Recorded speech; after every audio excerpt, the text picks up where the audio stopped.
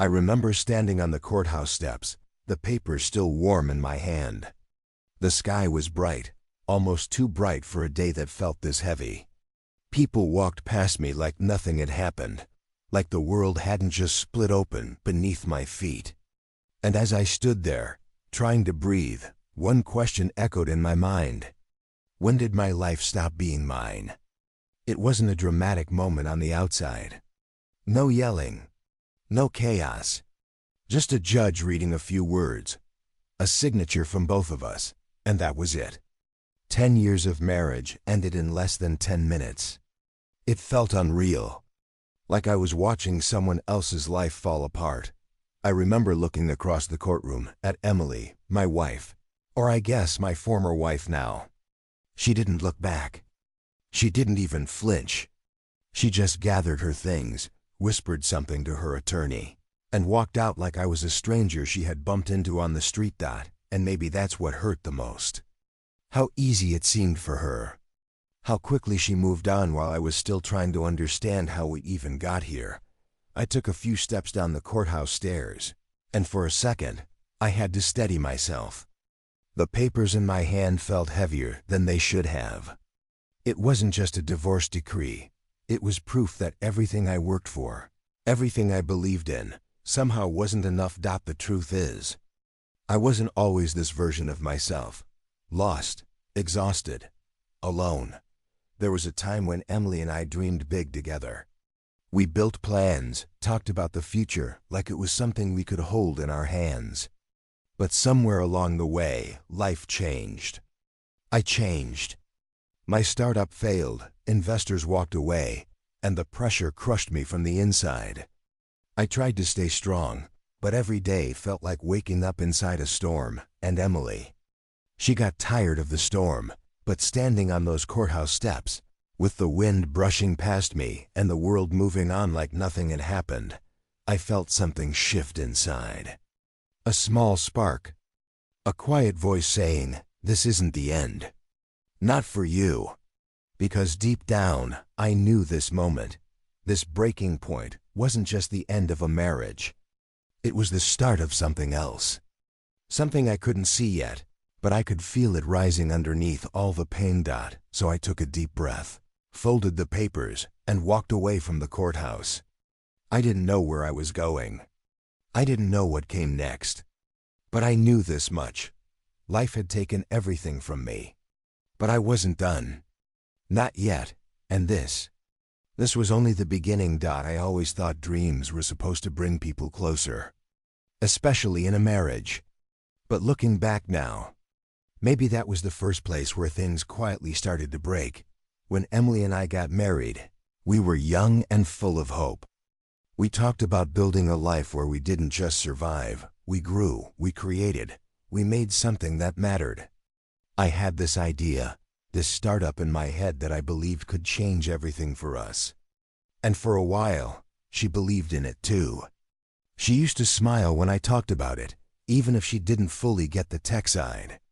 She just liked seeing me excited, but excitement doesn't pay bills. In the early days, I worked from our small apartment, surrounded by cables, whiteboards, and endless cups of cold coffee.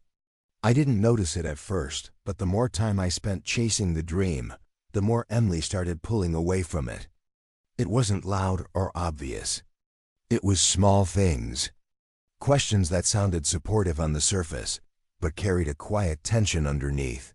Are you sure this is going to work? Maybe you should look for something more stable, just for now. Or the one that stung the most. Do you even have a backup plan? I brushed the questions off. I told myself she was just worried. We were married, of course she cared. But deep down, I felt something cold settling between us, like a thin crack forming in a window. You don't see it spreading at first, but you hear it. You feel it. Then the disagreement started. Tiny ones, over dinner, over weekends, over the fact that I missed a date night because a potential investor wanted a late call. She said I cared more about the company than her. I told her I was doing this for both of us. Neither of us believed the other. Money got tighter than I expected. Much tighter. Savings ran low. Credit cards ran high. I kept telling her, and myself, just a little longer. But every month that passed without progress felt like another layer of pressure pressing on our marriage. And then came the worst blow. Investors backed out. All of them. One sent a short email saying the market wasn't right anymore. Another simply stopped replying. It felt like the ground dropped from beneath me. I tried to stay calm, tried to pretend I could handle it. Emily didn't pretend. She didn't yell. She didn't cry. She just looked at me with this tired, disappointed expression. The kind someone gives when they've stopped hoping. When they're done waiting. One night, she sat across from me at the kitchen table, the same table where we once planned our future. And she said, in a quiet voice that felt colder than shouting, "I can't keep doing this. James, I'm losing myself in your dream." I didn't know it then. But that was the beginning of the real storm.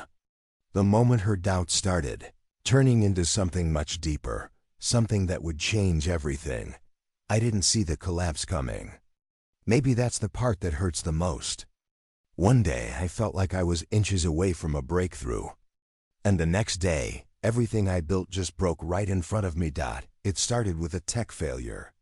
A small bug in our system that I thought would take an hour to fix. But that one bug spread like a crack running across glass. Every update I pushed made the whole platform more unstable. Features stopped working. Data glitched. And the demo we had prepared for a major investor completely shut down in the middle of the pitch. I still remember the look on the investor's face, polite, professional, but already checked out. He shook my hand, said he'd circle back, and walked out. That was his gentle way of saying, "Good luck. You're on your own." I walked home that night, replaying everything in my mind.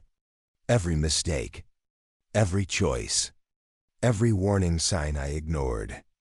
I told myself it was my fault. And maybe it was. I carried the whole company on my shoulders, even when my knees were shaking. When I got home, Emily was waiting in the living room. Not with concern. Not with support. Just quiet disappointment.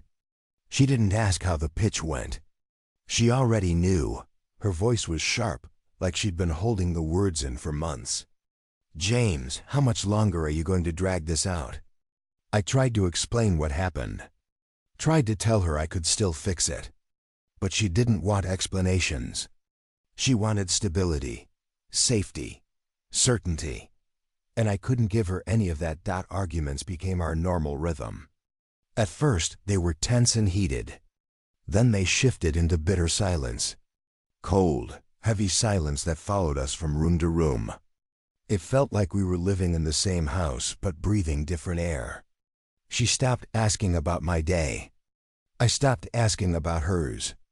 We became two strangers sharing a roof. I kept working late nights, early mornings, no sleep. I thought if I could save the startup, maybe I could save us too. But the more I tried to fix things, the more everything slipped through my fingers. And then came the market crash. Almost overnight, the tech sector tanked. Investors froze. Funding dried up. Startups bigger than mine shut down completely. I watched the news with my hands on my head, thinking, this can't be happening. Not now, but it was happening. And there was nothing I could do to stop it. That night, I walked into the bedroom and found Emily sitting on the edge of the bed. She didn't look angry. She didn't look sad. She just looked. Done. She took a slow breath and said the words that cut deeper than any failure ever could. "James, maybe this marriage isn't working anymore." For a moment, I couldn't speak. I just stood there, feeling everything inside me sink. The dream was falling apart. The company was falling apart. And now, so were we. I didn't know it then. But that sentence was the spark that would turn my whole life upside down. I didn't think things could get worse. Until the morning I walked into the dining room and saw them. The divorce papers.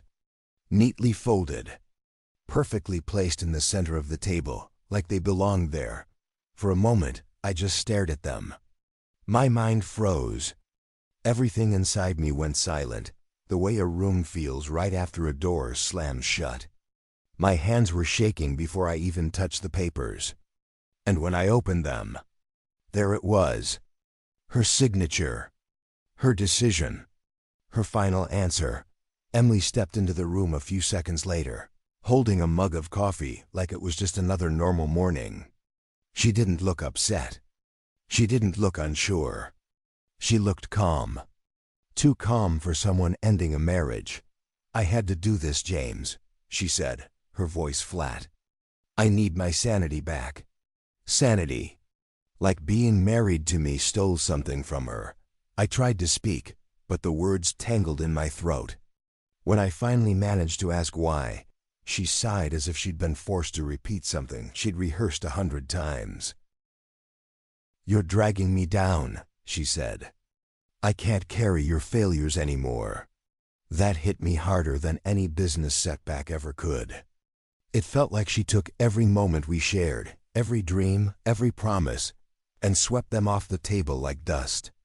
I felt devastated, betrayed, lost, and still, some part of me wanted to fix it. I told her we could talk to someone. A counselor, a friend, anyone. I told her I could rebuild the company, that this failure wasn't the end. That I just needed time. But the more I tried to pull things back together, the further she stepped away. She didn't want a solution. She wanted an exit. That night, after hours of heavy silence, I heard drawers opening, closets shifting, suitcases being zipped. I walked into the bedroom just as she was packing the last of her things. She didn't look at me. Not once. "I'm staying with a friend for a while," she said. "It's better this way." Better for who? Definitely not for me. Watching her leave was like watching the last piece of my life get pulled out from under me. She walked out the front door without a single glance back. And when it closed, the house felt different, colder, empty in a way I'd never felt before. I sat on the edge of the bed, staring at the half-empty room. Her side of the closet, her slippers by the door, the dent her pillow left in the mattress. All reminders of a life that was suddenly gone. That night, I hit rock bottom. It wasn't just the end of a marriage. It was the end of who I thought I was. But rock bottom has a strange way of forcing you to see things clearly. At the time, I didn't know it. But this was the start of a transformation I never saw coming. You have not enough humanizer words left. Upgrade your surfer plan. The first few weeks after Emily left felt like walking through a fog that never lifted. The house was too quiet, too still. Every sound echoed my footsteps, the creak of a chair, even the hum of the refrigerator. Silence became this heavy thing pressing on my chest, reminding me of everything I'd lost. I woke up each morning, feeling like a part of me had been shut down. I'd stare at the ceiling, wondering how my life had unraveled so quickly. Depression doesn't always come with tears or dramatic breakdowns. Sometimes it comes as an emptiness so deep you barely notice the day passing. That was my life. Day after day. Friends who used to call stopped reaching out. People who once praised my work quietly disappeared the moment my company struggled. They moved on with their own lives, and I felt like a forgotten chapter in theirs. Except for one person, Mark, my old mentor. He checked in on me every few days, never judging, never pushing. He'd just say, "You're stronger than you think, James. This isn't where your story ends." Some days, those were the only words that kept me going. It took time, but eventually, I stood up. Not fully steady, not fully healed, but at least standing. I forced myself to get out of the house, to clean up, to answer emails I had ignored. At first, it felt pointless. But then something small happened. An old contact reached out, asking if I was still working on my project. Then another, and another. They weren't big opportunities. Nothing life-changing. But they were small wins, tiny reminders that I wasn't completely finished. Each one chipped away at the fear that I had nothing left to offer. I started spending late nights at my desk again. But this time, it felt different. There was no pressure from Emily, no tense silence in the house, no disappointment in the air. Just me, my work, and the faint hope that maybe this wasn't the end after all. Then one afternoon, while I was fixing old code, my phone buzzed with an unfamiliar number. I almost didn't answer, but something pushed me to pick up. "James? It's Dylan. We spoke months ago." My heart stopped. Dylan was one of the investors who had walked away during the collapse. I expected him to say he dialed the wrong number. Instead, he said something I never imagined I'd hear again. "I've been watching the market. Things are turning around. I'm interested in revisiting your idea." For the first time in a long time, I felt something spark inside me. Not hope exactly, something stronger. A quiet fire. A reminder that maybe life hadn't completely destroyed me. After hanging up, I sat back in my chair and let out a breath I didn't realize I'd been holding. In the middle of all the pain, all the silence, all the doubt, a door had opened. And even though I was still hurting, still rebuilding, I could feel it. This was the beginning of something new. A spark, small but powerful enough to change everything. I didn't plan the pivot. It wasn't some brilliant moment of inspiration. It came from a place of survival, the kind where you look at everything that fell apart and say, "All right, time to rebuild this from the ground up." After Dylan reached out, something changed in me. I wasn't working to save my marriage anymore. I wasn't chasing approval. I was fighting for myself, for the version of me I thought I lost. The first step was facing the mess head on. I spread every old document, every failed idea, every rejected pitch across my desk. It looked like the remains of a dream that had been stepped on.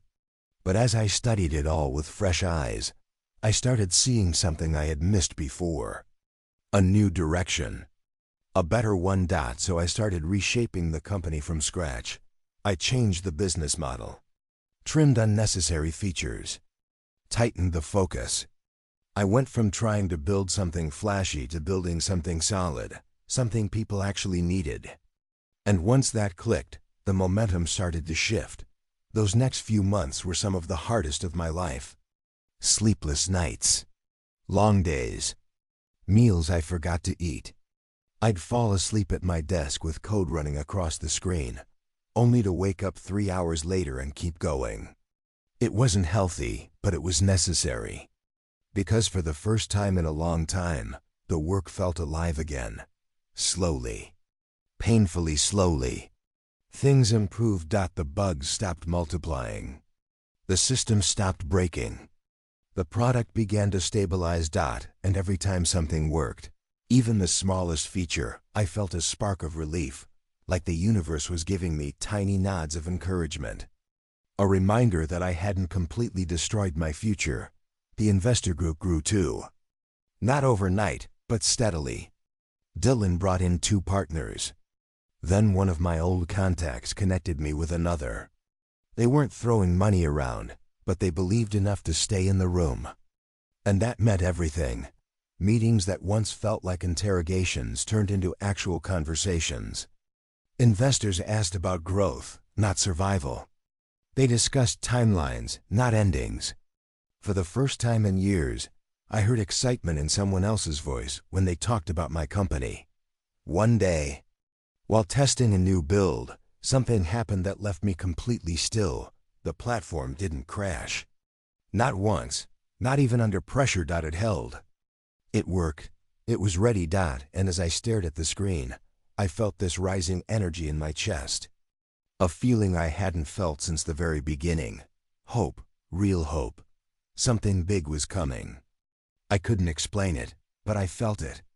Like standing on a beach right before a wave rises on the horizon. Silent, powerful, impossible to ignore. My life wasn't fully rebuilt. My heart wasn't healed. But the direction was clear.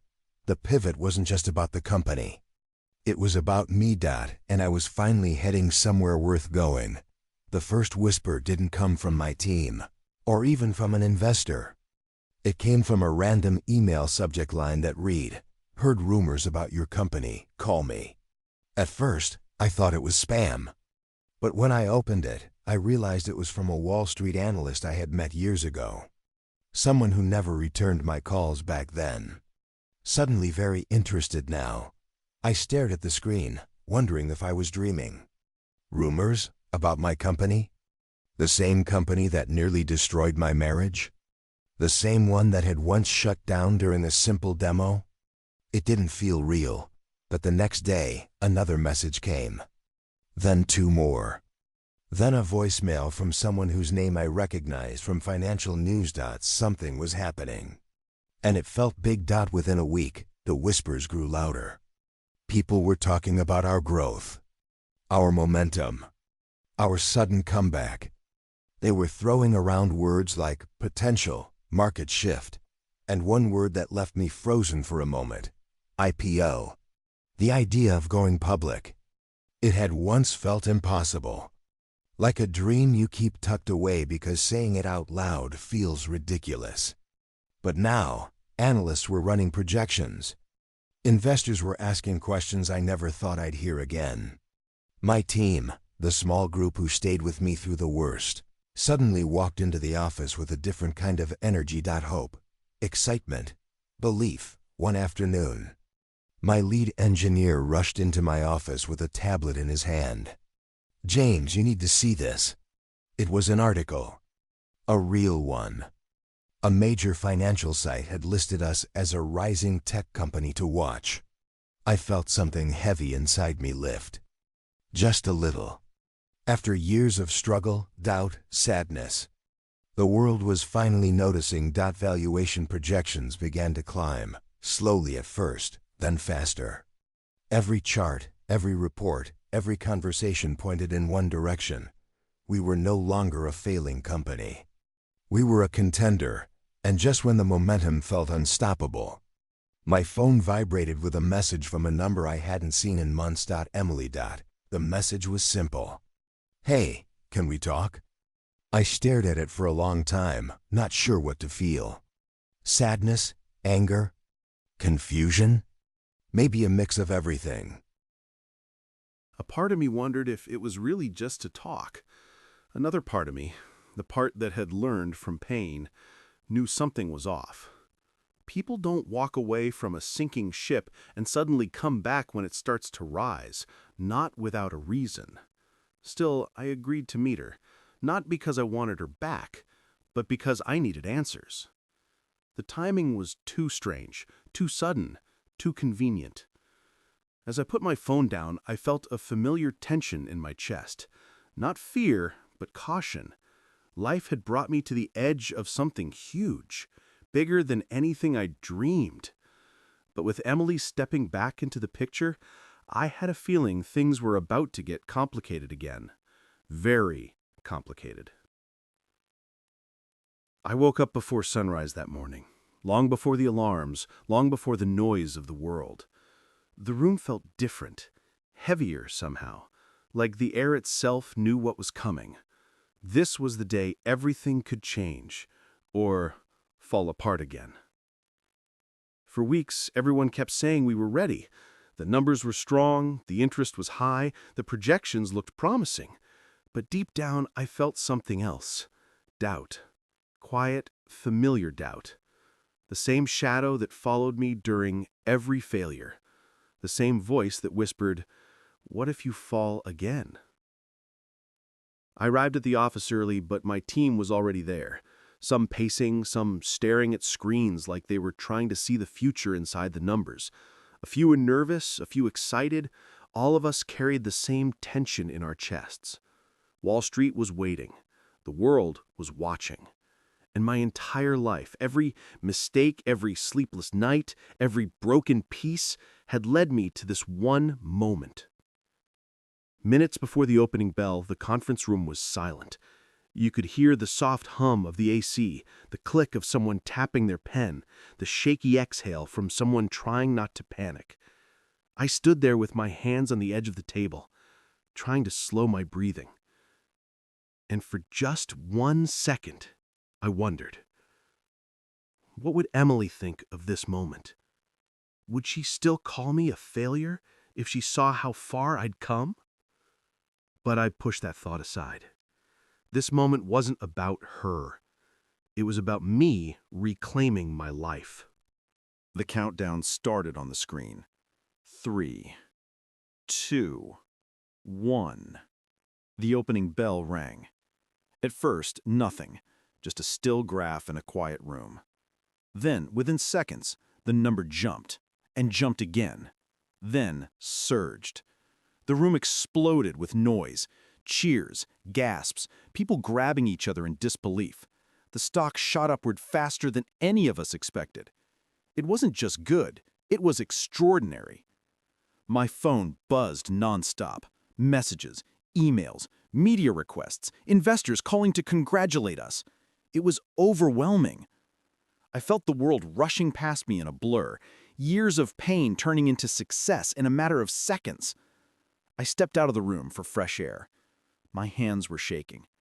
Not from fear this time, but from relief. Maybe even joy. For the first time, I felt like I wasn't fighting a losing battle.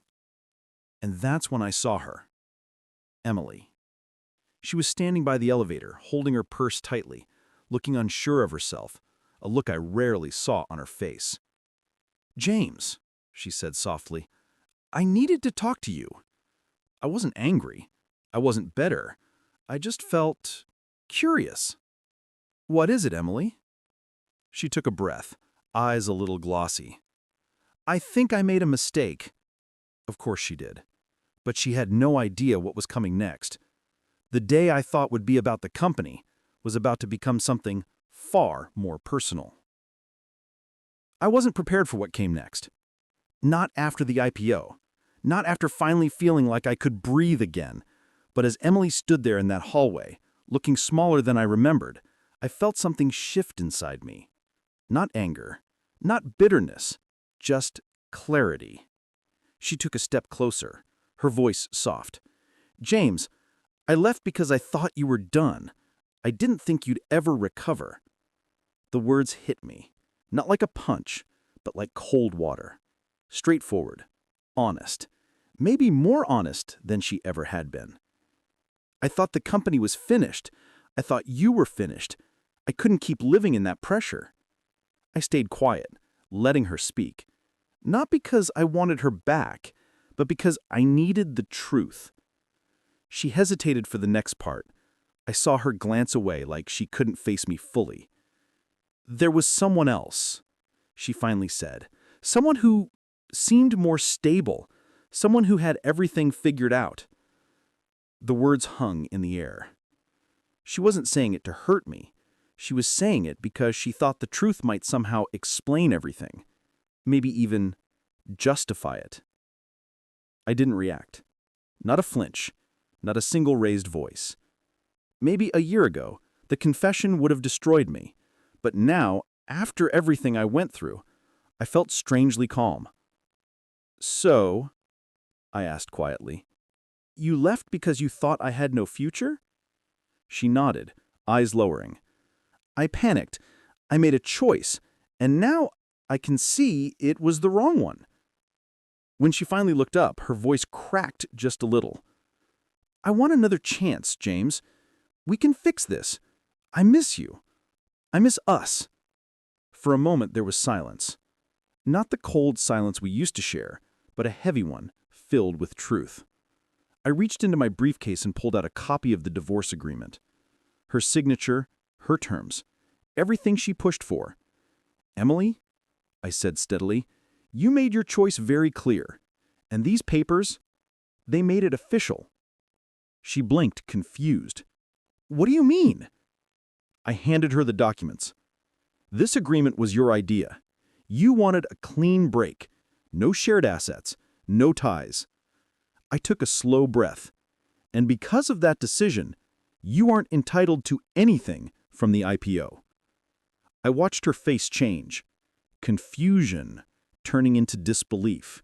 Disbelief melting into a stunned, silent pain. She wasn't angry. She was speechless. "James, I didn't..." Exactly, I said gently. You didn't know, and you didn't wait to find out. She looked at me as if the world had tilted beneath her feet, but I wasn't there to punish her. I wasn't there for revenge through anger. This was closure. Calm. Clean. Final. You walked away when I was at my lowest, I said softly. Now I'm rising, and I'm doing it alone. Her eyes filled, but I felt nothing but peace. For the first time in a long time, the past let go of me. For a long moment, Emily didn't say anything. She just stared at the divorce papers in her hands like they were something sharp, something that cut her the second she touched them. Her breath trembled, her shoulders softened, and then finally, she broke.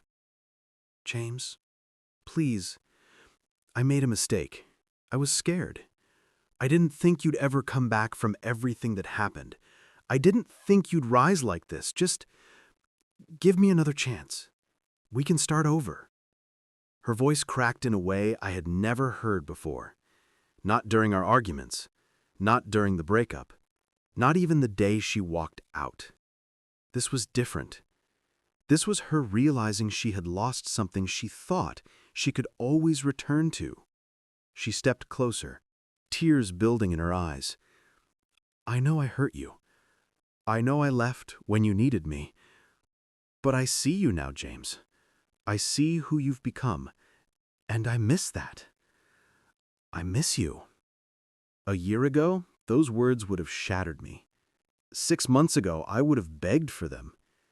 But today I felt nothing but clarity. I took a slow breath and gently shook my head. Emily, I'm not angry. I don't hate you.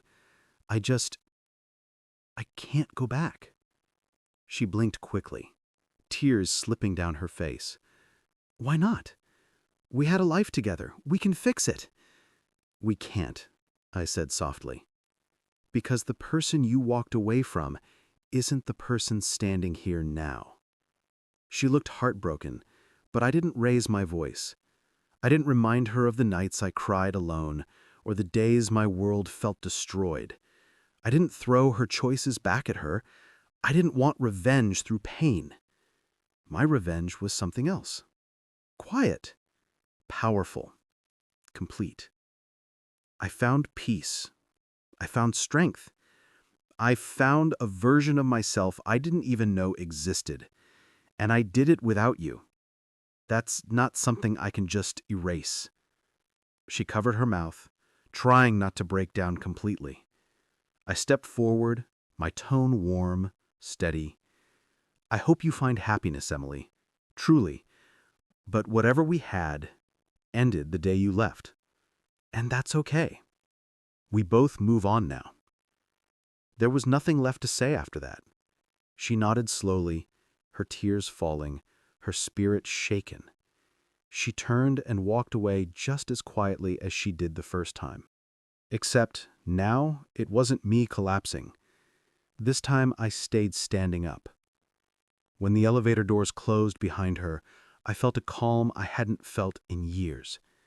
Not joy, not triumph, but peace. That was my real revenge. Not money, not success, not proving her wrong. Just peace. As I walked back into the office, the future wide open in front of me, one thought echoed in my mind. A lesson I earned through heartbreak and healing. Sometimes the people who walk away are the ones who free you. And for the first time, I was truly free. If this story moved you, don't forget to like, subscribe, and tap that notification bell so you never miss another twist in the journey. And if you've ever faced betrayal, heartbreak, or a life-changing comeback, share your story in the comments. You never know who needs to hear it. Your voice matters. Your story matters.